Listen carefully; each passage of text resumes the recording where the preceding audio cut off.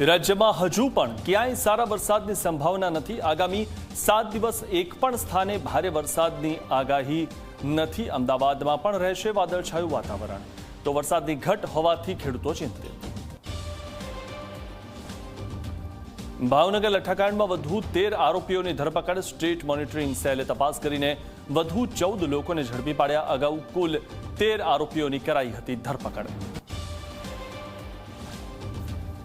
આપના ધારાસભ્ય ચેતર વસાવાના ધારાસભ્ય પદ પર લટકતી તલવાર। ગુજરાત હાઈકોર્ટે જામીન અને સજા પર સ્ટે આપવાની બંને અરજી ફગાવી દીધી।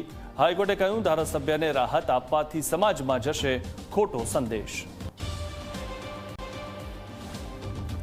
વલસાડમાં તિથલ દરિયા કિનારે સામૂહિક દુષ્કર્મની ઘટના। એક સગીરા પર 3 સગીરોએ દુષ્કર્મ આચર્યું હોવાનો આરોપ।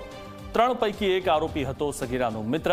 પોલીસે 3 સગીર આરોપીઓની કરી અટકાયત।